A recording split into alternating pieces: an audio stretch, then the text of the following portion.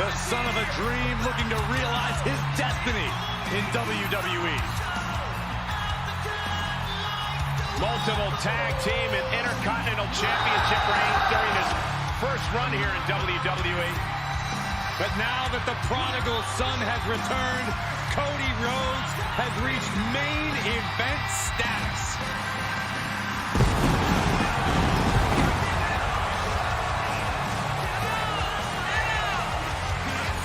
The following is scheduled for one fall, making his way to the ring from Atlanta, Georgia, weighing in at 220 pounds, the American Nightmare, Cody Rhodes!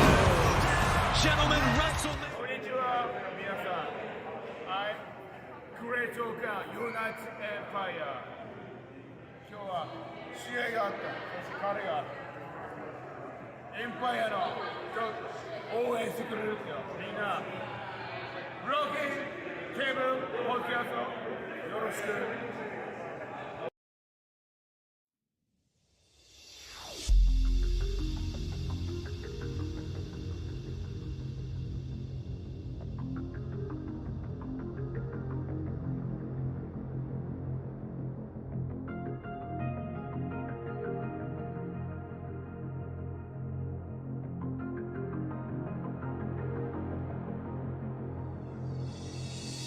Yeah, hear the battle cry under the devil's sky. The one-winged angel screams. It fuels my hopes and dreams. The best diversion.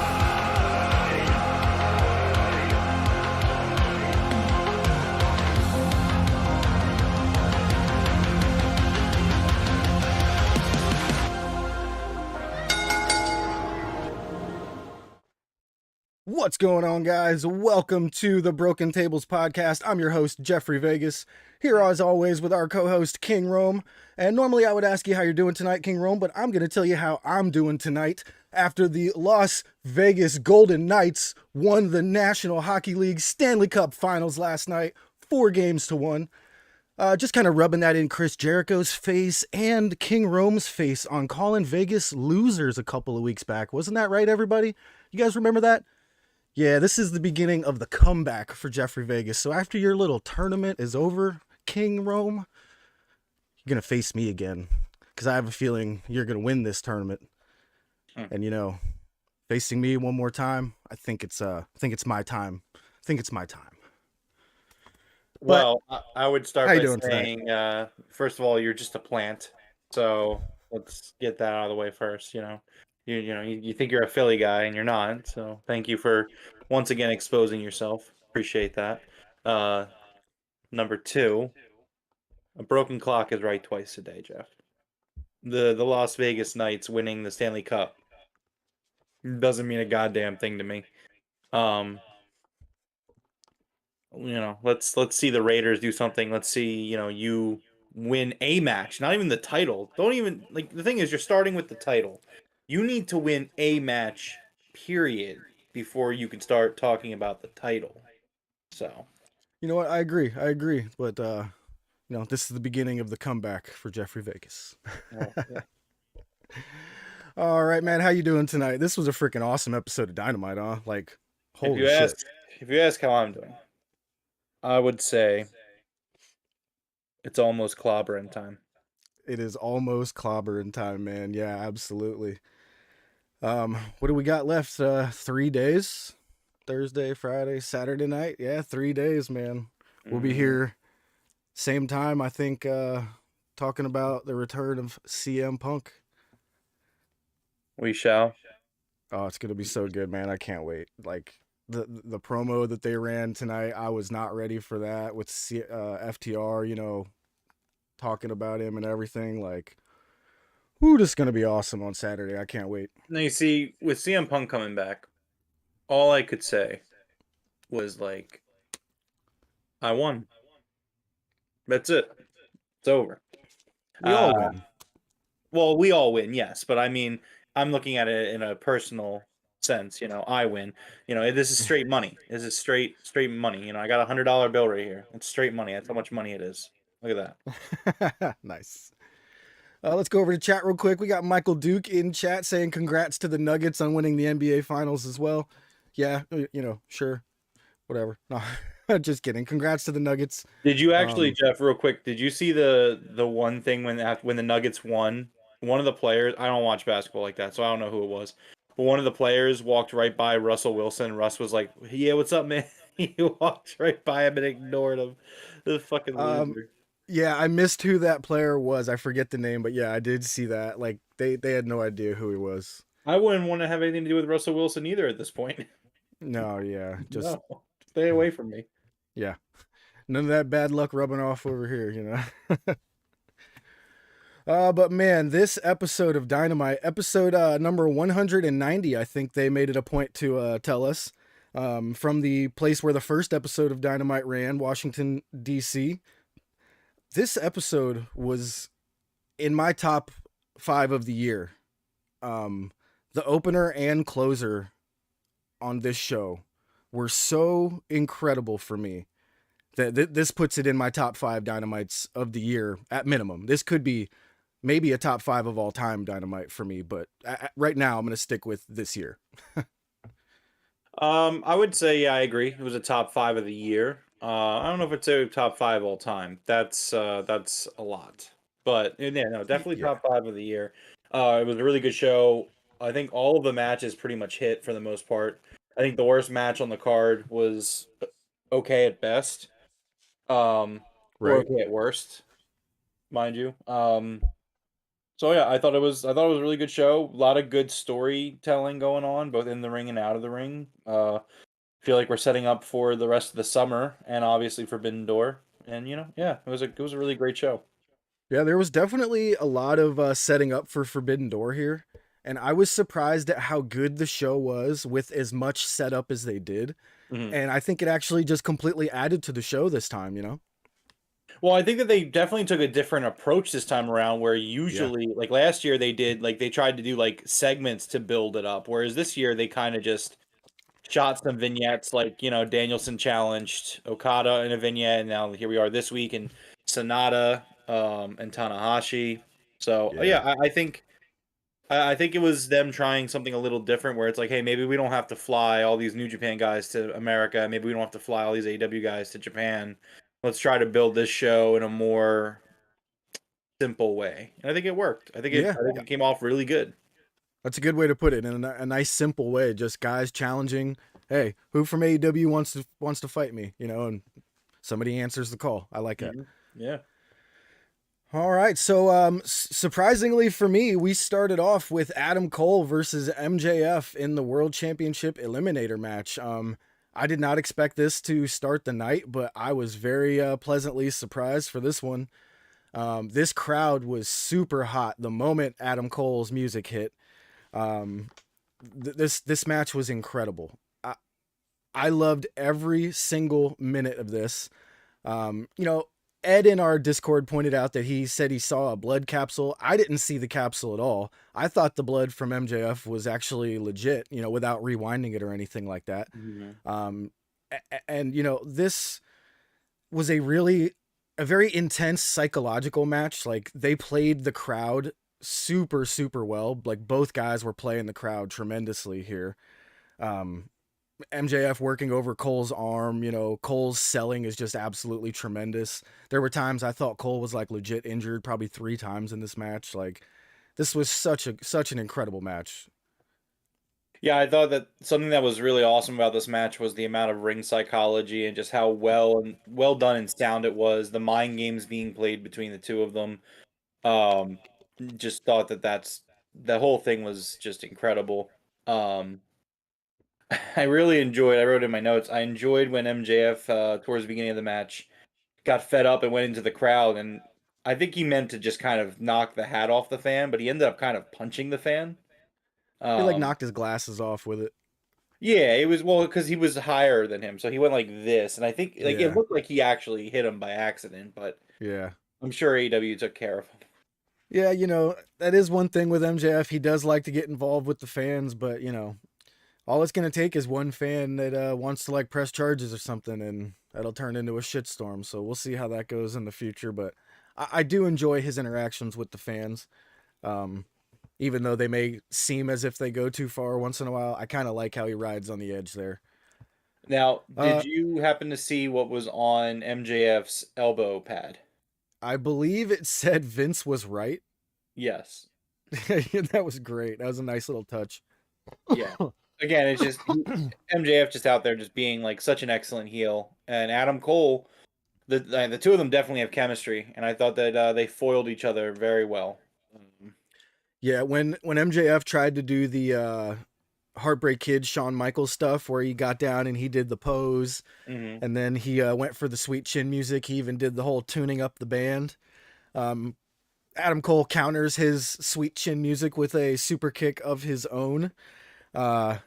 And MJF's mouth was just bleeding like pretty good. And like Ed said, he saw a capsule. I didn't see anything, and I was watching pretty intensely there, but I believe him. He's got a pretty eagle eye. But that didn't bother me at all. I thought the blood really added to it. It made it, look like Adam Cole's super kick was, just that much stronger, I guess you would say. Man, and MJF hits this tombstone pile driver to Adam Cole on the apron. It was just absolute perfection. It looked like one of the best tombstones. MJF sells his knee afterwards. He's so good at selling his knee after some sort of he uses a lot of maneuvers that wind up landing on your knees. He always sells one of his knees afterwards. It's great. MJF wound up hitting that heat seeker for a 2.9 count, a huge kick out here.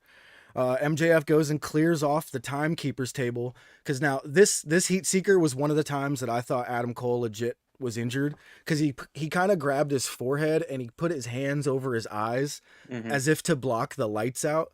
And that's usually a sign of like a concussion, is when the lights hurt your eyes. You know what I mean? So I was like, oh man, please tell me he's not hurt. And the ref was playing it too. And MJF rolled out of the ring looking like he was buying time, but he really went over to the timekeeper's table, cleared off the table. He goes back to Adam Cole, sets him up over on the table. And man, this elbow drop off of the top rope by MJF, I saw shades of Macho Man. Did you get that at all? Yeah, I mean it was an excellent elbow drop, really well done. It's not his fault, but I would have liked for the table to break more in half than collapse. I think that would have It made was the spot a broke. little bit better. But it's a great spot regardless. And that's not on MJF, but yeah, No, the table was broke. You just couldn't see it because it was kind of under the under that black sheet still. No, it looked more like the one of the legs had given out. It wasn't that it was like broken like this. It was more so just kind of slanted. I don't think that they had the desired. I'm gonna put the video out. I'm pretty sure, but you could definitely be right. I'll I have to could be check it wrong, out but when I'm that's how it making the looked, video man. tonight. It's not a huge deal, but Yeah, not a big deal. It was a great spot regardless. Yeah, and it looked incredible. MJF, like, I just had visions of Macho Man, dude. Like the way that he was up there with his elbow in the air, it looked so good. Comes down, absolutely annihilates Adam Cole on the table. MJF gets back in the ring and he attempts to let Adam Cole get counted out to a 10. And man, I think this might have been one of the closest getting in the rings at 10 counts I have ever seen. Had to be 2.999. Like Bryce Remsburg had even thrown the hand signal up for 10, but he hadn't said it yet. It was great. This match even continued on for another, I think it was another 10 minutes after this. We were all wondering whether they were going to go to time in the Discord. I did see everybody talking about that in the Discord. There was a really cool spot where MJF tried the whole Eddie Guerrero thing with the belt, where he tossed it to Adam Cole and he falls down after, Bryce had taken a bump. I should have said that first. So Bryce takes a bump. MJF grabs the belt. He tosses it to Adam Cole and falls down. And as Bryce gets up, he falls back down, giving Adam Cole a chance to use it, which I didn't think Adam Cole was actually going to use it, being, a babyface and all. But MJF gets up and Adam Cole absolutely annihilates him with the belt, hits him with the boom. But only gets the 2.9. I was shocked here. I thought we were gonna have Adam Cole winning this match right there. I was almost certain that was a 3 count. But MJF kicks out.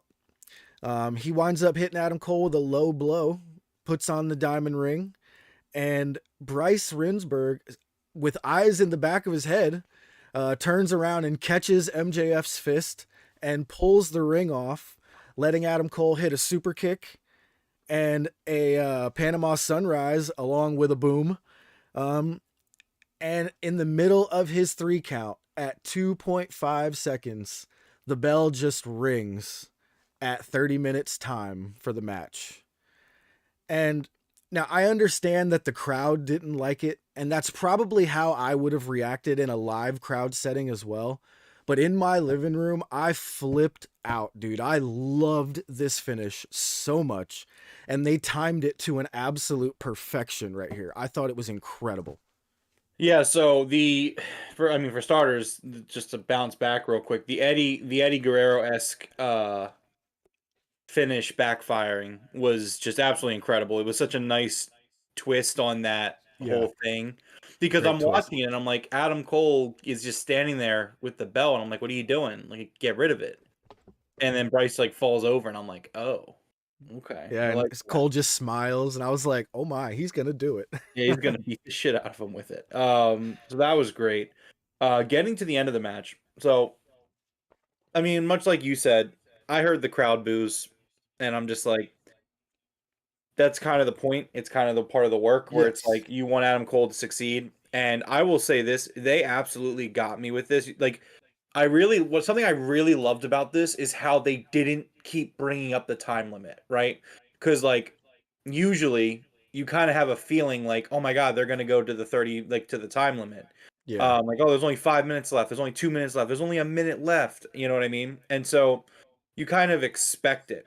And to see Cole unexpectedly, because I don't think they even said like 10 minutes have passed or anything like that during the match. Nope. I don't recall it anyway. To have them kind of pull that rug out from underneath everyone was really well done. The timing of it couldn't have been any more perfect. You know, kudos to Bryce and to MJF and to Cole and everyone. It was so well done, so well timed. And it definitely got me, because I was like, why did the bell ring? I was like, wait a second. Oh man, did the time run out? Like, yeah, so that was kudos to them. And I would definitely recommend that in the future, do it that way, as opposed to like Shivani saying like, Taz, 25 minutes have passed. Like, oh my God. Like, at that point you say stuff like that, we know they're probably going the distance. So Yeah, and I would praise this for doing it differently and it really paying off. I think the payoff in this match was incredible, especially when you get to the post match and you have Adam Cole, looking really strong, that top babyface vibe. Give me 5 more minutes, and MJF being that top heel saying, "Fuck no." That was great. yeah, Cole asks for 5 more minutes, and MJF just crawls out of the ring and walks away. Um, I, I wrote down amazing. This was absolutely amazing. I was absolutely shocked at how good this match was. It was incredible from beginning to end. So I mean, obviously we know that MJF is just, he's obviously on a roll. I mean, he's absolutely killing it with this title reign he's had. But I think Adam Cole really badly needed this match. I think that, Yes. I love Adam Cole. Outside of a handful of matches in his first few months in the company, and I understand last year he was plagued with injuries, so I don't want to hold that against him. But even since his return, he hadn't really done anything that I would say I fully enjoyed, and he needed this match. I thought he came out and it was his best, if not his second best, his best match in AEW. Yeah. I know you like that match of him and Orange Cassidy, the unsanctioned match, but I do think this was his best match outside of NXT, or outside of being over there. yeah, but this was excellent. Both guys came out of this looking fantastic. They both look awesome.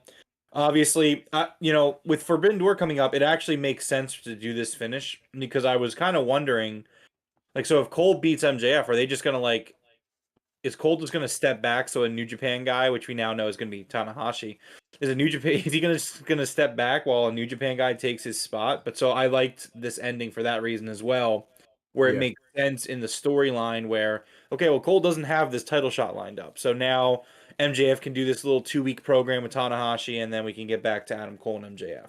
Yep, absolutely. And Michael Duke says Cole versus MJF 2 in a pay-per-view. Hell yeah, man. That would be a good all-in. That would be a good world title match at all-in.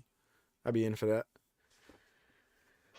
All right, next up was an amazing CM Punk training montage. I was not ready for this. Wasn't exactly a training montage, but it looked like it was going to be the beginning of a training montage. Maybe on Rampage we get a little bit more of this for Collision, and there is some like training stuff in there. I want it, but this was great, man. The more CM Punk, the better for me.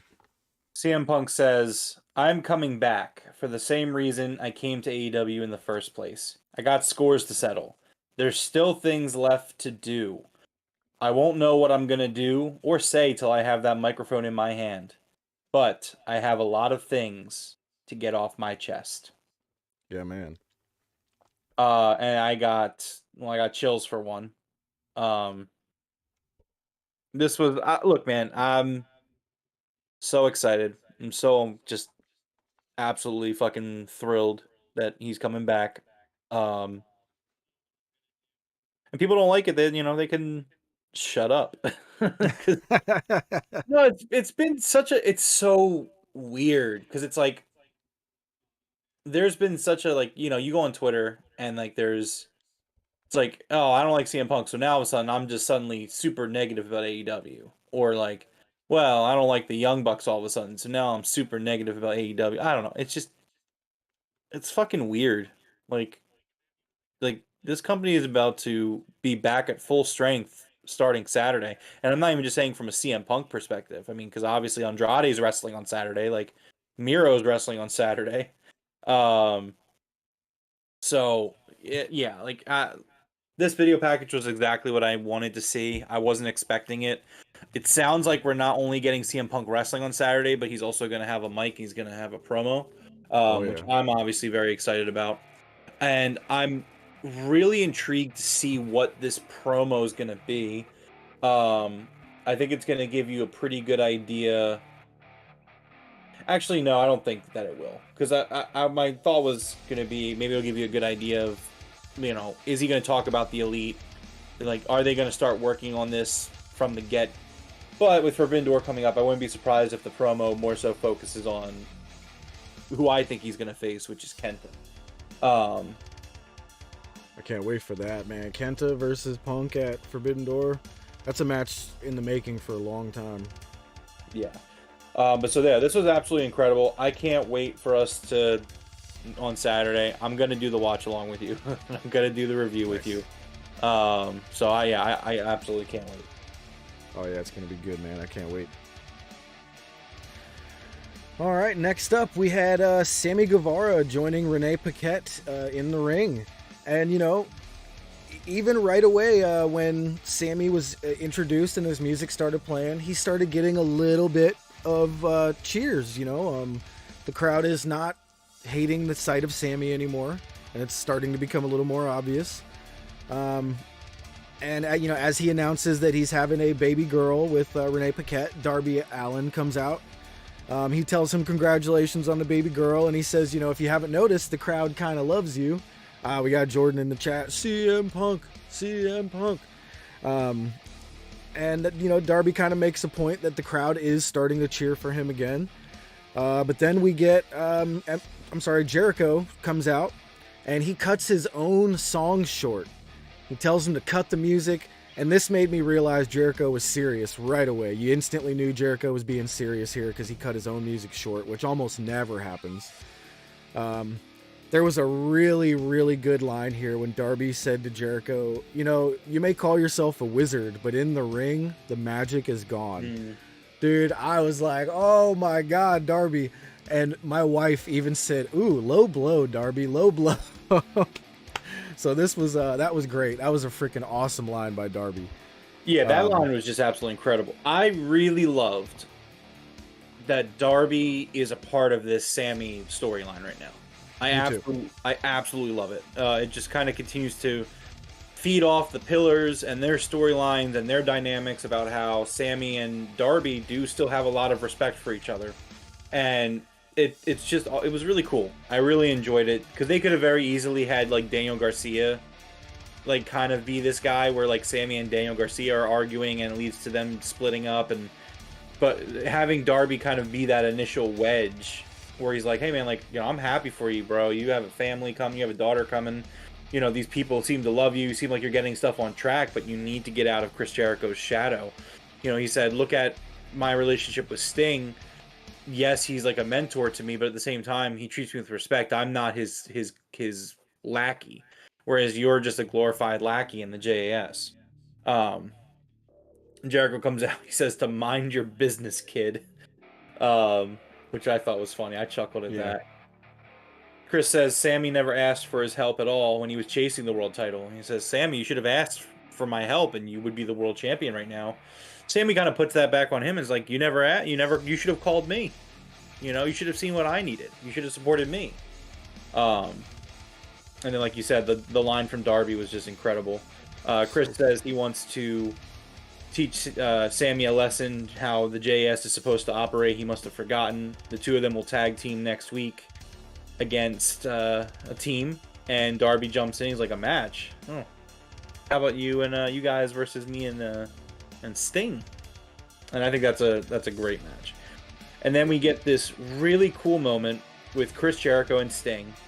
Shivani points out that these two have never had a confrontation before, which is believable but also surprising at the same time, especially with WCW. But I guess it makes sense. But it was a really awesome moment. Both of them with the bats, kind of catching each other off guard. So this was an awesome moment, awesome segment. Yeah, I freaking loved this because, you know, I'm still a big Jericho fan and I absolutely love Sting. I've loved him since I was a little kid, so this was awesome to see these two in the ring. And when Sting slapped Jericho's bat out of his hand with his bat, I popped, dude. I was like, oh my god. I loved it. Absolutely loved it. Yeah, and so there was some like discourse in the Discord about like, oh man, I can't believe Sammy and Jericho are gonna have this feud. And I'm like, this is exactly where you want Sammy to be. This is awesome. This is great. Sammy versus Jericho is absolutely something that Sammy Guevara needs. With obviously Sammy coming out on top when all said and done.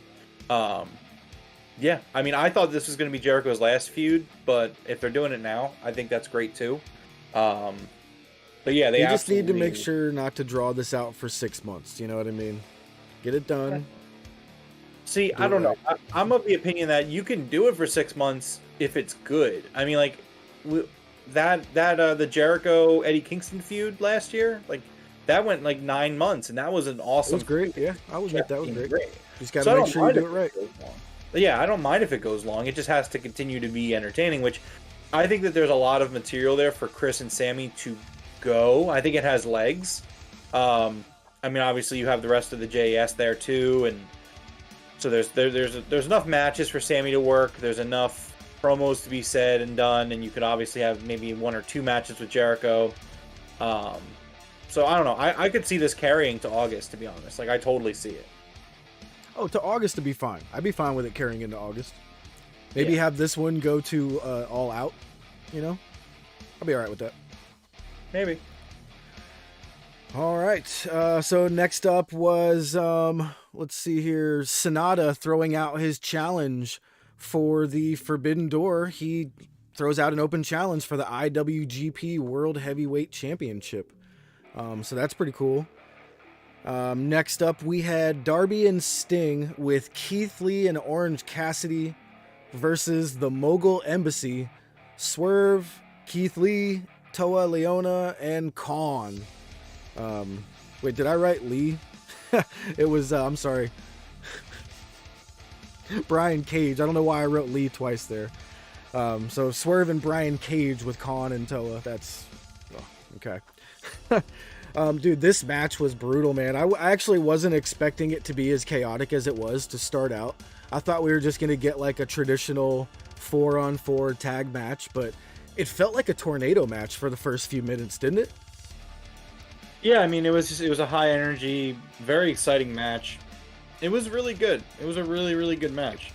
It was way, way better than I was expecting it to be. You know, like, I don't know what I was expecting, but I wasn't expecting this. I thought this match was actually really good. No, yeah, it definitely. At one point in this match, the Gates of Agony, which is Khan and Toa, they like did this thing where they each grabbed Darby's arm and leg, and they kind of swung him around, kind of like my brother would do to me as a kid. You know what I mean? But they threw him up into the air, into the grasp of Brian Cage, who immediately smashed him through the earth with a power bomb. And I was like, oh my God, is Darby still alive? That was one of the coolest things I have ever seen. And you know, it's going to be rare you ever see something like that, because you can't do this to most guys. You got to have somebody Darby size, you know what I mean? Because his weight, you know, and things like that. But it just looked effortless the way that those two guys from the Gates just threw him up in the air, and Brian Cage just caught him, and it was incredible. Did you catch that spot? I did, and I thought it was again. It was a really awesome match. Great, a lot of spots, a lot of good spots in this match. Yeah, it flowed really well, and I think everyone involved did an awesome job. It was absolutely fantastic. So there was a huge avalanche power bomb to Keith Lee. Swerve hit the stomp along with the power bomb. That was freaking awesome. But we wind up in the ring with Sting and Brian Cage, and I knew immediately what was about to happen.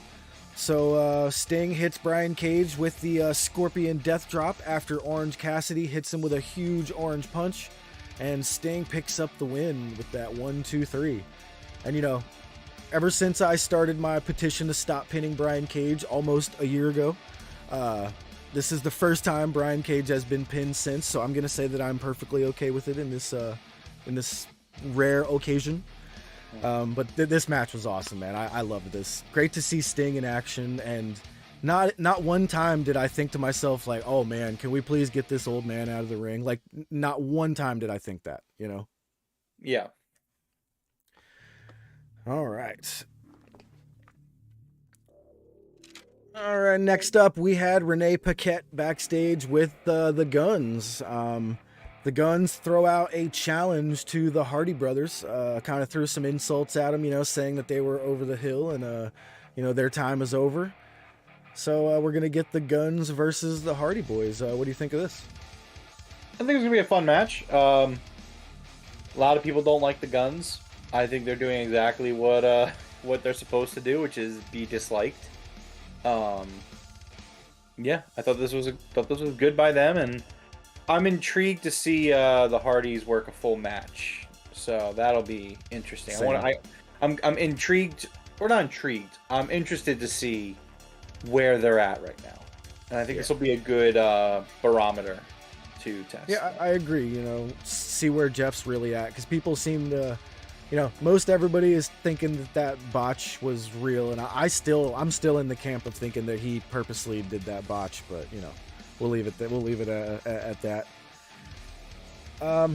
Next up, we had Wardlow versus Jake Hager for the TNT Championship, and dude, even this match was great tonight, man. Like I thought this might have been, I don't know, maybe correct me if I'm wrong. This was probably, I don't want to say the worst match because it was still a really good match, but this was probably the low point of the night, right?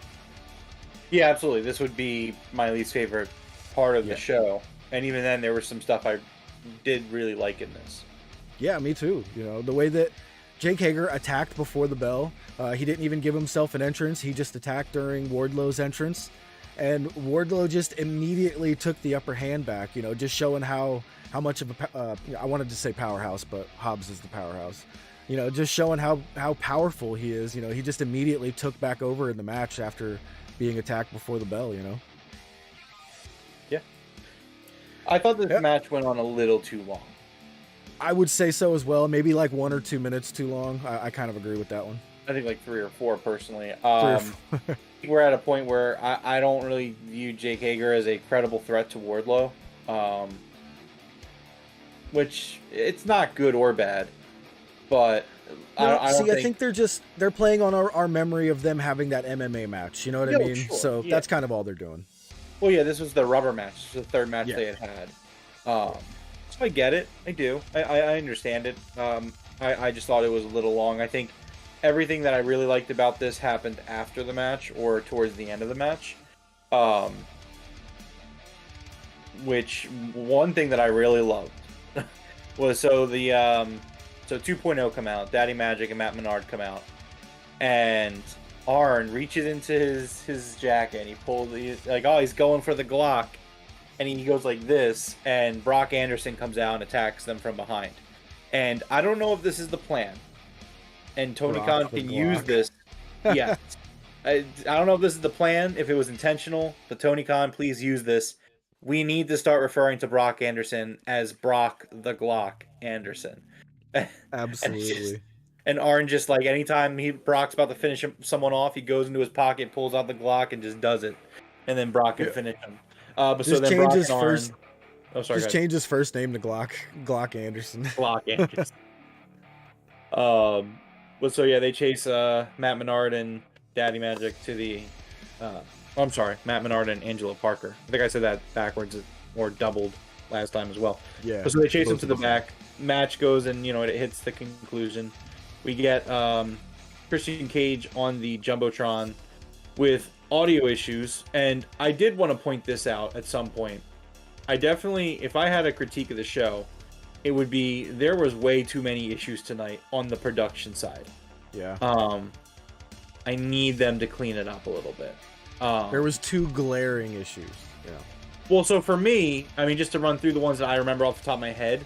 I mean, number one, I did also see the blood capsule spot in the first match. Okay. And the only reason I saw it was because the camera guy got right up in MJF's face as MJF was trying to dispose of it. I think that they need to try to do a little bit better in that regards. The really weird thing with the no that came up on screen during the 8-man tag, I thought that was really weird, and Sean Ross Sapp had said that he confirmed that wasn't a... Well, I can pull up the exact thing. Yeah, the no was very weird. I was like, I have never seen that before on any television show ever. So Sean Ross Sapp says the no on the screen for a moment on Dynamite wasn't a distributor or cable error. It happened on all broadcasts. So that means it had to have been something on AEW's end on the master feed going out to all of the distributors. So like that was weird. And then of course the sound issues here. And it's funny that Ed's never here when I'm critical of the show. I don't know what is up with that because he says I'm not. But this was something that was extremely noticeable tonight. And if I recall, there was like another 1 or 2 issues throughout the show where it's like, the camera shot, like. So the next part of this is that after the match, Christian Cage accepts the challenge for Saturday for Luchasaurus, and they cut to a bloodied Arn Anderson, and the camera cuts away from it to cut to something else. I don't remember what it was, and we just hear the crowd go, "Oh!" and then we cut back to see Arn, and it's like they need to figure this out. Where like that is a really great moment.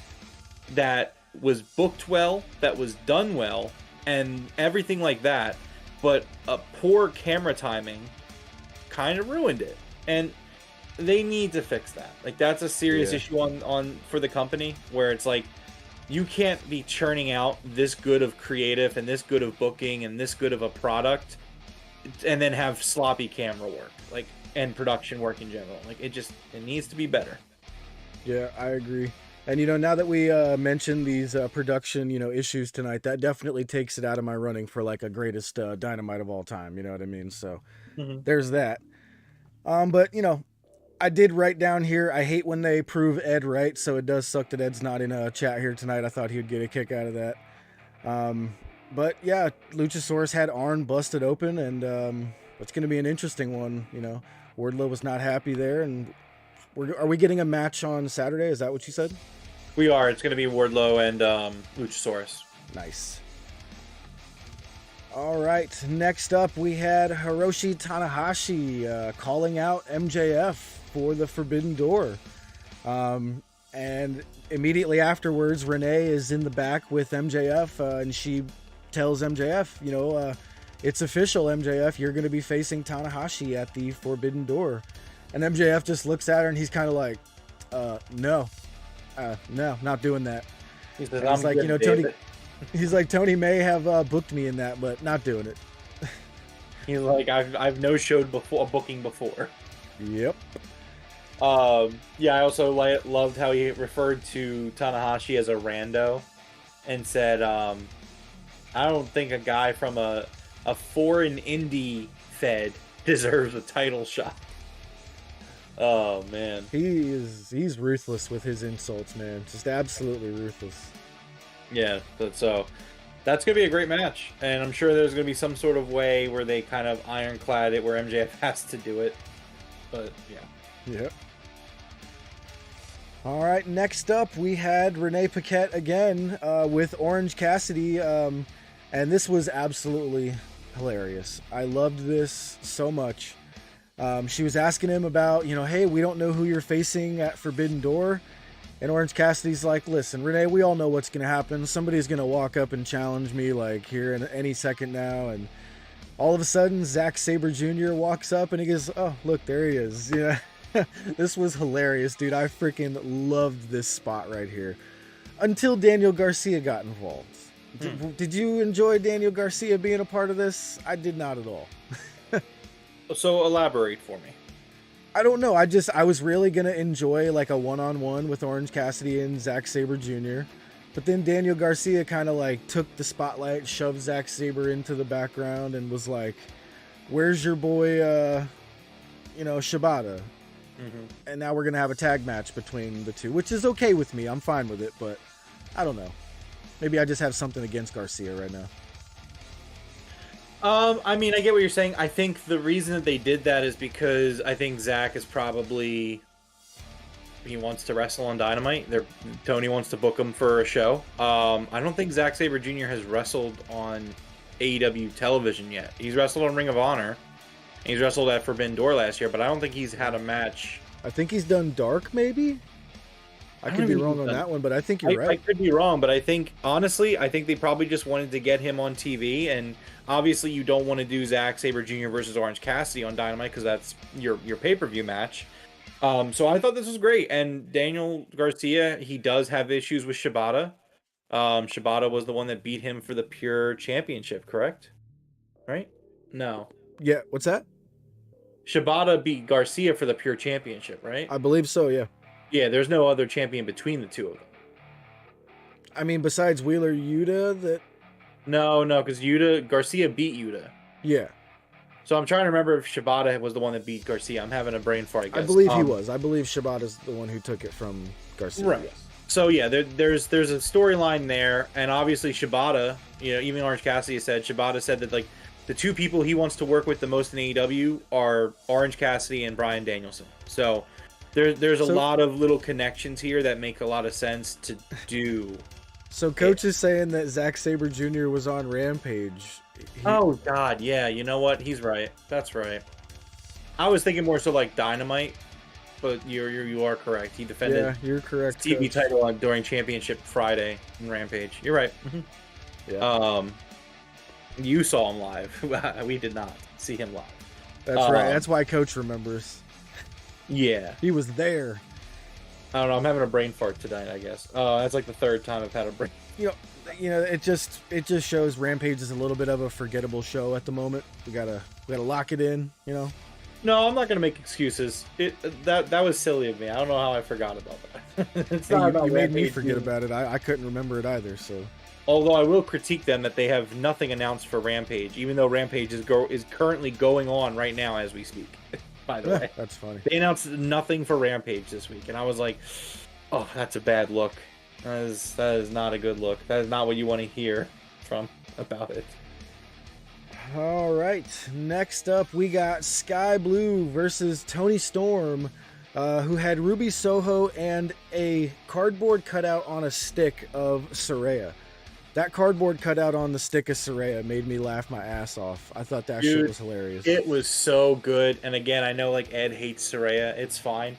But like, she hasn't been on TV for a few weeks. I would assume she's probably taken a few weeks off or whatever. Yeah. But this was so well done, especially with having Excalibur on commentary say, Saraya said, and this is her statement, that she would not want, she doesn't want to be in a hellhole of a city like Washington, D.C. Yeah. And my initial thought was, she ain't lying. I was like, me neither. I was like, I don't want to be in DC. I mean, like, I'll go visit all the monuments and stuff, but I don't want to actually be in DC. Like, fuck. No, thank you. So I was cracking up at it, and they had like the cut up, and she's holding it, and then she's also like flipping them off while the cut up is flipping them off, and I'm like, this is just. I loved it. This is great. I absolutely loved the cutout. So, dude, Sky Blue. Wow, right? Yeah. Fucking wow. I was pleasantly surprised, and I don't want you to think like surprised, like, oh, why didn't you think they were going to have a good match? I knew this was going to be a good match. I did not think that Sky Blue was going to absolutely blow me away like this. I was so proud of her tonight. Toni Storm is just, she's incredible. We know that. You know what I mean? She's an absolutely fantastic champion. She is great in the ring. Another absolute blunder by the Fed of what they did to her and pushing her out the door. Mm-hmm. Dude, this match was really, really good. We had that spot where basically Toni Storm tries to use the can of spray, but while the ref is busy with Ruby Soho, Sky Blue comes out with her own can of spray and sprays Toni Storm. She hits the code blue, but the ref is still messing with Ruby Soho. And this looked like a for sure 3 count. This looked like a 10 count. But no ref count. Storm Zero gets hit while Sky Blue is dealing with Ruby Soho. It was only a 2.9 count. Sky Blue did kick out, but she immediately puts on that reverse cloverleaf and taps out Sky Blue.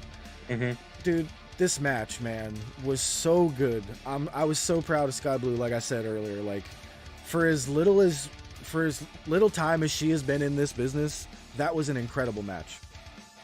Yeah, it was an excellent match. I thought I thought Sky Blue really stepped up. It was a great match from her, great showing from her. The moment didn't seem too big for her, which is what you want to see from someone in that spot.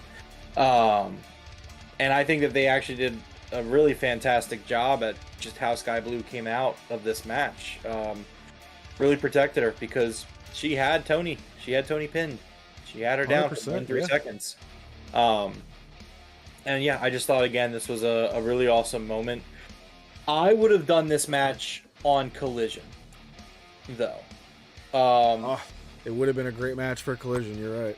Well, because it's in Chicago, and Sky Blue is from Chicago. I think that this match with a packed United Center fully behind the hometown girl, I think that would have really kind of pushed it over the top and made it something special.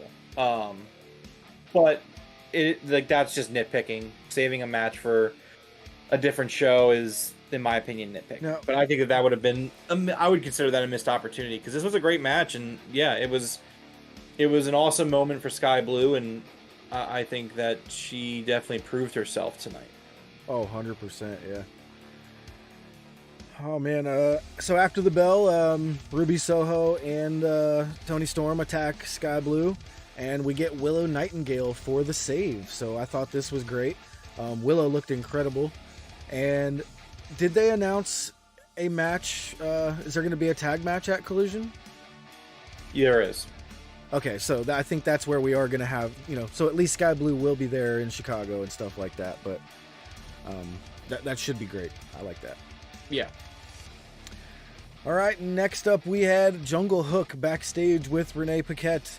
And Jungle Boy announces that he's a little jealous of Hook having that championship belt on his shoulder. He's feeling a little naked.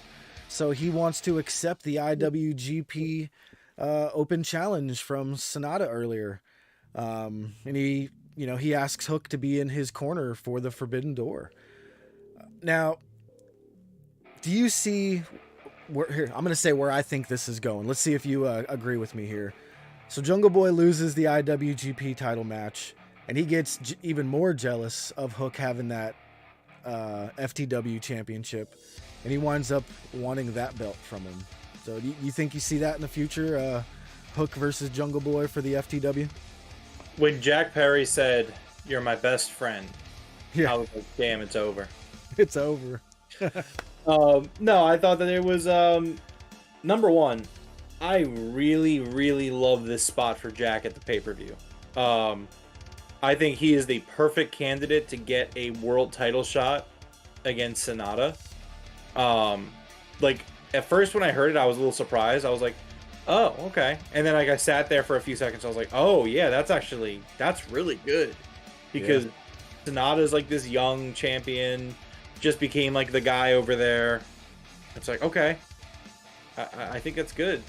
And then you could throw Jungle Boy into their G7 or whatever they call that tournament. The G1, I think it's called. Yeah, the G1. I'm pretty sure everyone's set for the G1 though. What's that? Is everybody set? Yeah, I think they're already. I don't know if they can. I don't think they can add anybody at this point. I don't know. Gotcha. I Maybe like don't next year or Japan, something, just to kind of get the fans knowing who he is. Yeah, I don't watch enough of it to be 100% sure about that, but I'm pretty sure that they've already announced the blocks and everything, so I don't think that. Yeah, I would imagine you're right. Yeah, and then I do 100% think that this is just setting up for Jack to turn on Hook. It's hard not to think so. For the last 2 weeks, I actually thought Jack was gonna take out Hook with his chair he had. So we'll see where it goes. Honestly, I don't know how people would feel about this, but what I really think that would be a good idea is, so Jack's gonna lose at Forbidden Door, and I think he ends up blaming Hook because he's like, you're supposed to have my back, and you didn't help me, and I lost. And I lost at Double or Nothing. I think he snaps. I think he turns on Hook. And part of me really wonders, could he go back and align himself with Christian Cage and Luchasaurus as heels? And, like, I think that could be pretty cool. He could say, like Christian, like, I fucking hated your guts, but like at the end of the day, like everything you said about me at this point is true. And like I was at my most successful when we were together. Like I don't know, I just feel like maybe it's going that way. I don't know. What do you think? Let's go to chat real quick before we head to the main event here. So Michael says Sky Blue will come back to get a shot at the AEW Women's Championship. I 100% agree. And I actually think she is a future champion, like, for sure. Like, I think Tony loves her. Right. He also says, what was the question on Jungle Boy and Hook? So I was saying, do you think Jungle Boy is going to go after Hook's FTW championship? I actually think Jungle Boy, after he loses this IWGP, he's going to try to go after Hook's title, being all jealous and all. All right, next up we had the main event, and we had Bryan Danielson joining commentary team as always for these Blackpool Combat Club matches that he's not involved in. Do you love Danielson on commentary as much as I do? This guy is just as good in the ring as he is on commentary, dude. Like, it's crazy. It's crazy how good this guy is. Yeah, man, he does it all. He's on commentary. He does some creative work. He's doing all of it, man. He's great. He's the GOAT. Oh, yeah, it's so good, man. So good. So we got the go ahead. So I wanted to bring up something about the Hung Bucks entrance. Did you happen to see the title card or like the name card for the Hung Bucks? Oh, I didn't. Okay, so they were not announced as the Hung Bucks. They were announced as Hangman Adam Page and the Young Bucks of the Elite. The name card says, formerly known by a sexually suggestive and anatomically misleading team name. And misleading? Yes, that's what it says. Oh man, misleading. Formerly known by a sexually suggestive and anatomically misleading team name. So that's kind of a diss on them right there, that the whole misleading part. That's the point. It's the I title know. card. Hangman and the title card have a long history. Yeah, long that is funny. history dating back to the early days of AEW. Yeah. So I did miss a little bit of something here. So they had Danielson join the commentary, but then they cut over to the Bullet Club Gold promo with FTR promos on Collision. That was a really cool promo from FTR, talking about CM Punk coming back and, the Bullet Club Gold talking about Samoa Joe being their teammate.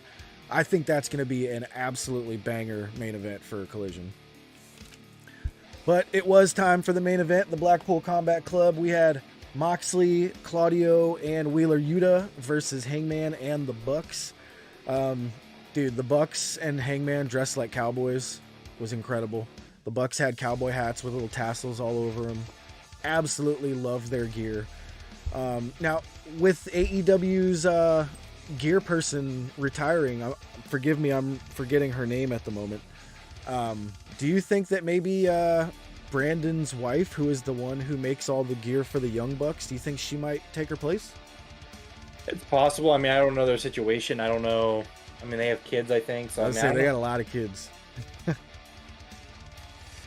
But their gear looked incredible, and to start this match off, exactly how you would imagine Blackpool Combat Club versus the Elite, we had a big hockey fight in the middle of the ring, just absolutely brawling, all 6 guys in the middle. But the Elite started to come out on top of this one right away. They were trying to be a little bit more brutal. We had a power bomb to Wheeler Yuta on the apron, a double moonsault from Nick and Hangman to the outside onto Moxley and Claudio.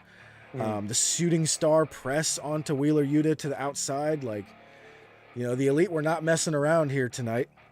There was almost too many spots to name here. Now, I want to know your opinion, but I know you're a Young Bucks fan, so you're probably going to be with me on this one. I'm a huge Young Bucks fan too. Do you enjoy when it's just spot after spot after spot like that? Yes, I do. So look, here's the thing with me. I love a good balance in wrestling. Obviously, as I've said in the past, I'm a story guy. I really care about the story. It's the most important thing to me. It really is. However, I can't sit here and say that I don't appreciate just excellent pro wrestling going on in the ring at the time. And I do enjoy these kind of the amount of coordination and you gotta go. When it's your time to go in this spot, you gotta go, and then you gotta get ready to bounce back because you're probably gonna go around the cycle 2 or 3 times in the spot. So yes, I definitely do enjoy those spots. A spot fest, if you will. Yeah, the spot fest is what a lot of people call it. And what I would like to tell, if you didn't see it, it made sense in this match. They were doing it because they had lost that last match against the Blackpool Combat Club. Mm-hmm. So they were pulling out all the stops. You know what I mean? You could tell right from the get-go, we had the hockey fight. We had a whole bunch of high spots that flowed into each other. They made sense with each other. It wasn't okay, here, I'm going to set you up for this crazy spot. Boom, we did it. Okay, I'm going to set you up for this crazy spot. Boom, we did it. It all flowed together perfectly, but they were all just big, high-flying spots, one after another. And I thought it was incredible, man. I love the Young Bucks in these matches. And remember a couple years ago when they were enjoy it now because there's not too many more of these left. I'm like, you guys are liars. You're liars. You're giving us these every time you're out there, man. Yeah. Just so good. So Hangman and the Bucks just absolutely decimate Wheeler Yuta at the end of this match. They hit him with, everything but the kitchen sink. He takes the BTE trigger.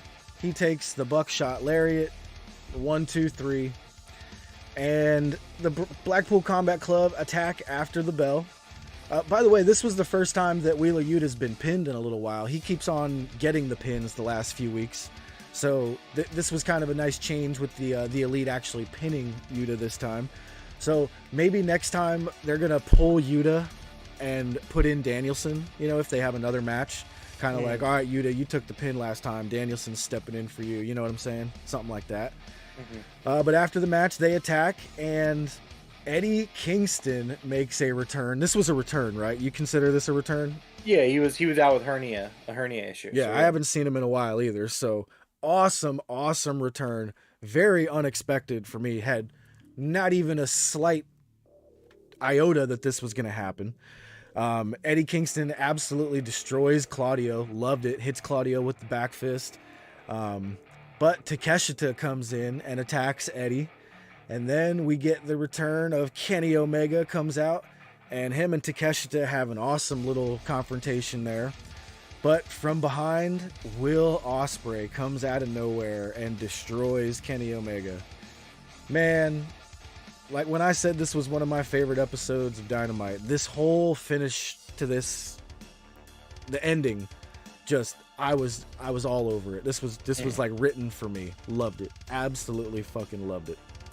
Yeah, it was an awesome ending to the show. A lot of very high energy, very exciting. Really enjoyed it. Eddie coming back, like you said, very unpredictable. Not expecting it. And where he falls in this feud, I mean, so they add him into this, and again, wasn't expecting it at all. I wonder where this ends up, because there are people on both sides of this faction that he does not like at all. Yeah. You know, I mean, obviously he's feuded with Kenny. He's feuded with the Bucks. He despises Claudio. He despises Danielson. But he's best friends with Jon Moxley.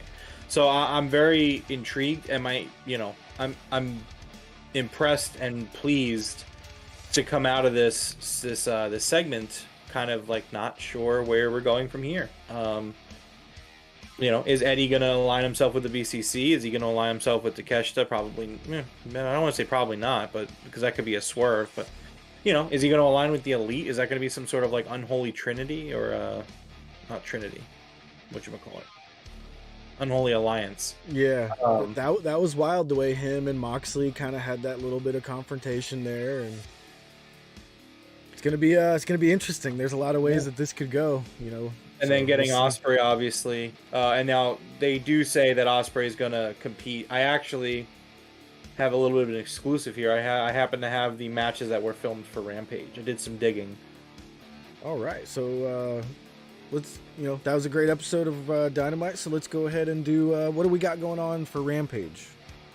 All right, well, let's see. So 4 matches. Actually, 2 of them just got announced officially, so it's not really a scoop anymore, but we can keep going with it anyway. So some of these are really good. Let's get the not good one out of the way. They did film on Rampage Jeff Jarrett, Jay Lethal, and Karen Jarrett versus Mark Briscoe, Papa Briscoe, and Aubrey Edwards. That was taped not last night. That was taped during Rampage. They did Taya Valkyrie versus Trish Adora, which I would be excited for this one, but I just feel like this is going to be a squash match, which is a shame, because I would like to see Trish Adora get a little bit of time there. We sat next to her at Rampage, by the way. We did. Konosuke Takeshita is taking on Bandito. Yeah, that's pretty fire. And then lastly, Chaos versus United Empire. Best Friends and Rocky Romero will be taking on Jeff Cobb, Kyle Fletcher, and Will Ospreay. Holy shit. Mm-hmm. Dude, what a match for the Rampage crowd. Yeah, I don't even know. So Jeff, where do you think they put that god awful Aubrey Karen Jarrett match? Because like you don't want to open with that match, because then you're gonna draw people away, and people are gonna turn off the TV before that match if it's the main event. So I guess you kind of slap it in the middle. Yeah, it's definitely gonna be like right there in the middle. Yeah. So, wow. I guess if you needed a reason to watch Rampage this week, there it is. That's gonna be fucking sweet. Yeah, it's mostly a really good show for Rampage. Announced for Forbidden Door. Bryan Danielson versus Okada. Kenny Omega versus Will Ospreay for the IWGP US Heavyweight Championship. It is officially confirmed MJF will defend his AEW World Heavyweight Championship against Hiroshi Tanahashi. The IWGP World Heavyweight Championship will be on the line when Sonata defends against Jungle Boy Jack Perry with Hook in his corner. Coming up this Saturday on AEW Collision, the main event will be a trios match. Samoa Joe, Jay White, and Juice Robinson versus CM Punk and FTR. Miro will be in action. The TNT Championship, Wardlow defending against Luchasaurus. Sky Blue and Willow Nightingale versus Tony Storm and Ruby Soho. Buddy Matthews versus Andrade El Idolo. You just ruined my whole video on doing the Collision thing, but excellent. Those are going to be awesome. So yeah, AEW Collision this Saturday. We are going to be doing a watch along. Make sure you guys are here for that one. I can't wait to be doing that. That's going to be... we've been waiting for how long now? When was All Out? August. I mean, close to a year now we've been waiting for the return of the one and only CM Punk. So we hope to see you guys on a Saturday night around, like, we'll probably go live around 7:45-ish, right before the show starts. Get you guys piled in here, get everybody nice and cozy, something to drink, chill out, and wait for the return of CM Punk. I can't wait, man. But Rampage, so Rampage is on its normal time on Friday, right? Correct. So, do you want to save our Rampage review for Saturday, or what do you want to do? Do you want to go do a Rampage show, or? Well, I think as we've discussed, I think it would probably be more beneficial just to kind of talk about Rampage after the Collision show. No, that would be my vote. I at least until we kind of get a better grasp of what Rampage is going to look like. Yeah. If Rampage just kind of ends up being kind of fillery, and they move a lot of the storytelling to Collision, it might just make more sense to do it that way. Yeah. I would say, like, let's just, when we open up the watch along, we can just talk about Rampage briefly while we wait for Collision. I was thinking that as well. Yeah. Yeah. I think that's the best way to do it. Remember, we are going to do a normal podcast as well after Collision. We're going to do the watch along and the normal pod to, do the review of Collision as well. So, like Michael says, bring the popcorn, be ready to stick around for a little bit. It's going to be an awesome night on Saturday. So remember, we won't be here on Friday night. We're going to take that night off, probably do something with the wives maybe. I'm sure they'll appreciate that. Exactly. Rome, you want to go ahead and close us out for tonight, man? Absolutely. Well, this has been episode 150 of the Broken Tables podcast. Thank you to everyone hanging out with us tonight. Thanks to the coach, Michael Duke, and Jordan, as well as everyone else. Thank you for hanging out with us. Make sure you hit the like button and subscribe if you haven't on your way out. Like Jeff said, we do our AEW Dynamite reviews and our now Collision reviews. There will be a Collision watch along this Saturday night. We'll be going live 7:45 p.m. Eastern time. So make sure you hang out with us to watch the return of the best in the world. We won, Jeff. We won. Absolutely. We win. If you like video games, we also do the Game Room podcast. Make sure you check us out. We usually go live on Monday nights. This past week, we talked about the Xbox Showcase and the Summer Games Fest. This week's episode coming up should be pretty good. Don't know exactly what we're talking about yet. But Jeff, the Activision stuff might actually be coming to a head in the next 2 weeks. So, fingers crossed on that. Make sure you follow us on our social medias down in the description below. I think that's just about it. We'll see you guys on Saturday night. Right on. All right, everybody. Thanks for joining us tonight. And until next time, Top Guys out.